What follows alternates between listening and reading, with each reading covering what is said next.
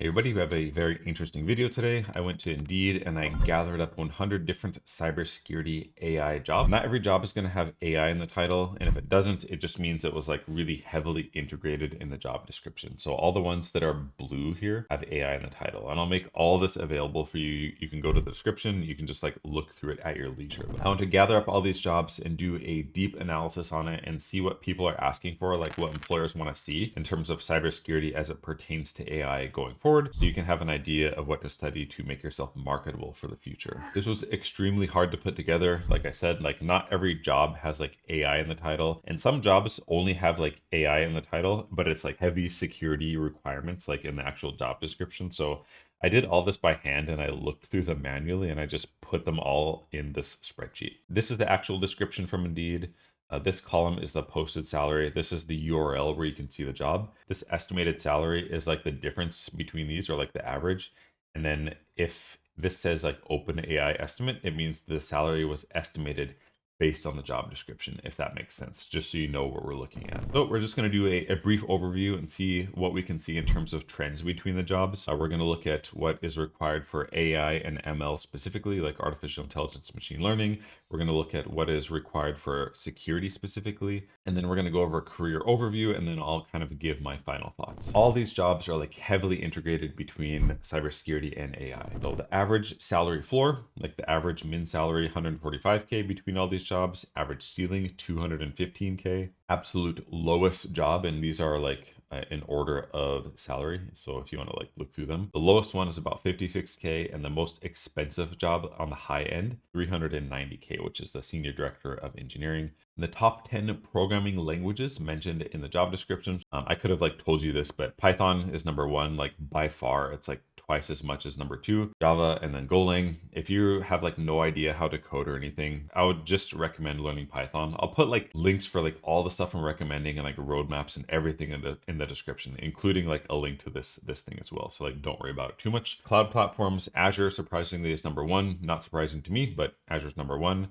AWS number two, and then GCP, Google Cloud Platform is number three. And then the seniority distribution, most of the jobs in this list are mid-level. About a quarter of them are senior, about 17% are staff principal level. And then the rest, there's like not very many, like leadership manager, entry level, and then director VP are all like 8, 7, and 6. And it's really important to note that like only 7% of these jobs are like quote unquote considered entry level. Cybersecurity and AI heavy integration is like even less entry level than normal cybersecurity is. Because cybersecurity is like not really entry level. And this is really in line with what I've been kind of saying this whole time. Like heavy integration into cybersecurity is just going to like raise the bar and then make it more difficult to enter the field, which is why it's really, really important to stay on top of things and just prepare like sooner rather than later if you want to work in cybersecurity in the future. So moving on to AI and ML specific asks for these 100 cybersecurity and AI jobs.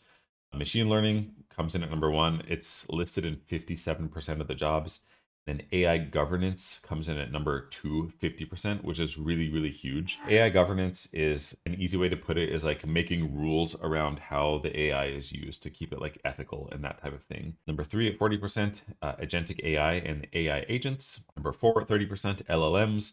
And then generative AI, number five, 20%, and then RAG, 23% at number six. I just want to like pause here like really quick. It would be good to understand what RAG is and how to implement some kind of enterprise RAG solution. So if you don't know what RAG is, I'll give you like a really brief demo of it. Basically, you know how you can talk to GPT and you can ask it stuff and it will like go through its model and produce an answer for you. So with RAG, it's kind of similar, but when you ask it something, instead of like just using a random generic model, it will like look at a data set that you provided it that's relevant to your organization, and then it will produce an answer based on that instead of making like a generic chat GPT answer. And there's like a lot of customizability with these, and like you can integrate them with like automation workflows and everything. A really easy to understand example of RAG is Notebook LM, and we use this like if I need to like produce a really in-depth answer for somebody, but I don't want to like type the whole thing out. My Instagram manager, Hina actually made this. You just like dump all, like not all of them, but a bunch of my YouTube videos in here, as well as a bunch of transcripts and like all these like spreadsheets of Q&As that I've done, just like a whole bunch of me like answering questions. So we can ask this thing a question and it will produce a very Josh-like answer. So for example, someone might want to ask me, someone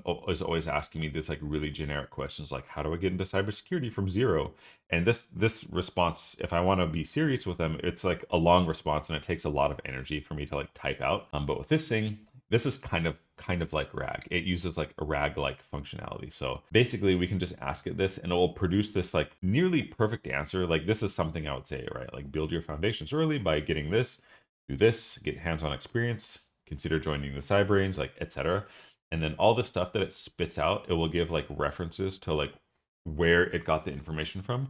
So basically we can just like take this and like clean it up slightly and then give it to the user. This is like a really like RAG light-ish scenario. But there's like a proper like enterprise solution for this. And it'd be really good to learn how to implement that and like practice doing it. So just like FYI, that was like a bit of a tangent. So ML frameworks and libraries. I haven't used any of these actually except for sklearn, but I'm not gonna like read them out. Well, I'll read a couple. So like PyTorch, TensorFlow, OpenAI API. Oh, I lied. I use OpenAI API like a ton actually. And then I use sklearn in my computer science capstone, but it might be worth like looking into some of these a bit. And then key insights, the AI security stack. So Python plus machine learning fundamentals comes out in 38% of the jobs. And then LLM security knowledge. So LLM means large language model, and then securing an LLM or having knowledge of how to secure it comes out in 45%. RAG and LLM architecture, which I was just talking about, comes out on 37%. AI governance frameworks, 50% of the jobs, and then adversarial ML. So adversarial ML is just the discipline of attacking and defending AI models, basically. So this is like emerging versus established trends in cybersecurity AI.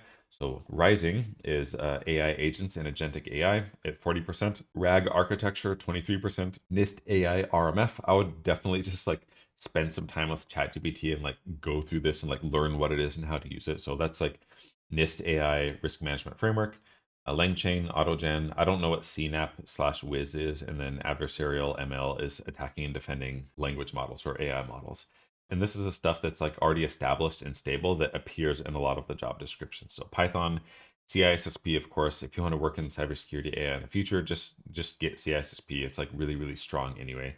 NIST and OWASP top 10, probably specifically for LLMs, SIEMs in general, and then Splunk, IAM identity, and then TensorFlow and PyTorch. So getting into the security specific things across these 100 different cybersecurity AI jobs, different security domains. This is like a bit wishy-washy. Anyway, like IAM is number one at 29%, but it says like a incident response, security operations, vulnerability management, threat intel. In my opinion, these are kind of all security operations, like, so they're all kind of like clumped together, but it separated them out for some reason, probably just like based on keyword or something. But the thing that I would take away from this is like pretty much any security domain that you're interested in is going to be utilizing AI in some way, shape, or form. I mean, it doesn't mean you have to like shoot for IAM or like incident response specifically, but just know that it's integrated across like probably all of the security domains. I don't like using the word all, but it probably is, right? And then frameworks and standards that are mentioned in the AI cybersecurity jobs, like NIST is mentioned the most, followed by OWASP, GDPR, Zero Trust, PCI DSS, and then there's a few more that you can look at. And then security tools, again, this is like a bit wishy-washy. It lists SIM as number one, like security information event management. But actually, like Sentinel is a SIM, and it's separated them out. And then SOAR is actually part of Sentinel, but it separated them out. But just you can get some kind of idea, right? So SIM number one, DLP, that's data loss prevention, Sentinel, SOAR, EDR. EDR is like endpoint detection response. So for example, in the cyber range, we use Microsoft Defender for Endpoint. You could use some CrowdStrike product or like Sentinel-1, for example. Splunk, again, that's also a SIM, but it's like separated out for some reason. And then getting into the top certifications, again, I'm not surprised by this, but for the cybersecurity and AI jobs, CISSP is like number one. It appears in almost a quarter of the jobs, so 24%, followed by CISM, followed by CCSP, then GIAC or GIAC, CISA, CRISC, CEH, Azure certs, so like AZ900, AI 900, SC 900, CompTIA certs, so that's probably CompTIA Security Plus. I would look into CompTIA Sec AI Plus. I'm actually going to get that in the future. And then OSCP. comes in last. And then getting into some career oversights for these 100 cybersecurity slash AI jobs. Education requirements, it looks like bachelor's degree is a requirement for 59% of the jobs. Master's is preferred for 39% of the jobs, and then 34% accept equivalent experience. So again, we're kind of like raising the bar up when it comes to the merging of cybersecurity and AI. It just kind of requires more from people because there's like another layer on top of the security discipline that you need to like stack on there. And getting into security in general is like hard enough. Now we're like layering advanced stuff on top of it, so the education requirement seems to be increasing. And I'll just go over like roadmap A here. This is like for like the person who is like brand new and they want to get into cybersecurity and they want to prepare for AI. And then I'll make like a proper roadmap. I'll put it in the description like when you actually get to this video. But phase one, basically learn Python fundamentals, Linux basics, and then CompTIA Security Plus. I'll just get Google Cybersecurity Professional because it covers Python and Linux inside of there. And then you get a discount for Security Plus. So just get Google Cybersecurity and then get Security Plus, and you'll be good for phase one. Phase two, cloud basics, so Azure, AWS, intro to machine learning with sklearn, and then NIST frameworks. I'll put some proper stuff that you can like specifically reference so you don't have to guess. Phase three, LLM concepts, prompt security, OWASP top 10 for LLMs, and then CI/CD basics. And then phase four, a portfolio project, so AI powered log analyzer, and then start applying for entry level roles. And I actually have like a whole long video series, like a full course on this for free on YouTube. If you just do that, you're going to be like basically good to go. And we have something in the cyber range too, which is paid, but that one's really, really good because you have access to enterprise logs that you can use to do like automated threat hunting with your AI agent, which is really, really cool. So I'll put links for like all this in the description. And then 5 strategic takeaways. So like 5 big takeaways from this. So a powerful combination is Python, LLM security, some cloud experience, and then AI governance. This combination appears in 40% of the job listings. So like 40% of the cybersecurity AI jobs. The biggest gap is AI governance. That's just basically like rules and regulations around the AI use, right? Like making sure it's fair and ethical and all that. 50% of jobs in the list are requiring this. And then third takeaway, AI agents and agentic AI overtook generative AI. So AI agents appear in 40%, where generative AI appears in 28%. And then prompt engineering seems to have been overtaken by adversarial ML and RAG combined. So my 2 big takeaways from this, number 1, AI is going to continue to be heavily integrated into security because you can just do so much more with it, and companies want to save as much time and money as possible, so they're going to implement it wherever possible. It's not going to go away. And because of this, we're probably not going to necessarily have like AI security engineer, like AI prompt, like whatever, like AI vulnerability management, AI risk analyst. It's probably not going to be like that.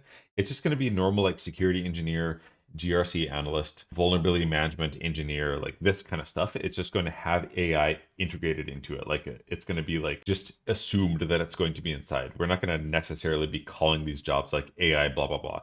There's probably going to be like a period where like the jobs they're being called like AI whatever, but eventually it's going to be so integrated into like what we're doing, it doesn't necessarily need to be called like AI SOC analyst, right? It's just a SOC analyst, and we're all just utilizing AI, right? That's just like something to keep in mind. And then the second thing, I kind of talked about this already, but because cybersecurity is like kind of hard to get into already, like if you think about it, you need like basic computing knowledge to understand IT, then you need general IT skills to be able to understand cybersecurity, and then you need to have like security fundamentals to do your security job well. And then now you're going to need like another layer on top of that, which is like understanding AI and LLMs and how to protect models and all that stuff on top of cybersecurity. So it's like another thing that you have to learn in order to get hired and then do your job well and then keep your employment right. And AI is not like exactly simple. It's going to make things like more difficult, and the barrier to entry is going to be higher, and it's just going to require more out of you, right? And then some people like they just like barely got into cybersecurity. Like either they're just like they don't have it in them to do more, or they just like are not willing to like put more work in, but they just barely got in. And it's possible like with the huge like adoption of AI, like these people who are not willing to do more, they won't be able to keep their job like in industry, and they're either going to be like let go or something. Either they're not going to be able to, or they're not going to be willing to like do what it takes to like level themselves up more to actually like get back into the industry and stay in the industry. So it's just something to be aware of, right? If you're in like WGU cybersecurity program or something like this, just know that like on top of what you're doing now, like those general like meta for getting into cybersecurity, you're going to have to like add AI on top of that in some way, shape, or form in order to like get a job and stay employable. So point of this video is to see like what people were actually asking for, to give us some kind of idea of like how to prepare and stay relevant and all that stuff. So just know that the bar is being raised. It's going to be harder to get into cybersecurity. You just have to learn and do more. But the result of this is, if you've noticed already, the average salary is like, it's like kind of high, right? That specifically have a lot of AI in the job description. The average salary is 172,000. The most I've ever made in like a corporate like security role in my whole like career, like doing like normal work, is 180,000. And that's like a decent chunk of money. Average between these jobs is like 172,000. It's kind of a lot. So my guess of what's going to happen is like a lot of like the quote unquote like lower end jobs, like the traditional SOC analyst one, is going to go away and get compressed into like SOC analyst 2, like etc. So like the old 2 is going to become SOC analyst 1, and then a lot more stuff is going to be born on top of that, right? Like securing LLMs, like implementing and securing RAG, like this kind of stuff. Like a lot of these like new jobs are going to be built, like building agents, right? Like agentic AI, like agentic threat hunting, like this type of stuff, right? And it requires like more from people, higher barrier to entry, higher pay, but like some jobs are going to go away. That's just like how it is. So just keep this stuff in mind, and let me know if you have any questions about anything. And join the cyber range, really, really good. A lot of smart people in there. We're career minded, really well behaved, and we have actual infrastructure to practice on, as well as an agentic AI security course where you learn to build an AI SOC analyst. So it's really, really cool, really fun. Thanks for watching. Let me know if you have any questions. Let me know what you think about AI, and we'll see you in the next video. So no pressure, obviously, but if you're serious about getting into cybersecurity, or you just want real non-sandbox hands-on experience with actual enterprise tools in a live shared network, you can get all of that in the cyber range. In the past year, we've done about 100 employment verifications. That is like real employers reaching out to us to confirm experience for people in the community that have actually landed jobs. When you onboard into the community, you'll get issued credentials for access to our company's actual network, which is a real live corporate environment with over 1,200 users and fully licensed enterprise security stack with platforms like Tenable Vulnerability Management, Microsoft Defender for Endpoint, and Microsoft Sentinel. And just like at a real security job, we'll provide training covering everything that you'll encounter, from enterprise vulnerability management to threat hunting to general security operations as well. And you'll get experience and training better than if you were hired as a corporate junior SOC analyst. Every week, we also have a cybersecurity threat hunt and capture the flag challenge where you can compete for cash prizes while building legit resume experience at the same time. And this isn't a simulation, it's like real infrastructure with real users, real attacks, and organic logs that you'll have hands-on access to. So if you're interested, check out the link in the description, and we'll see you in the next video. Bye-bye.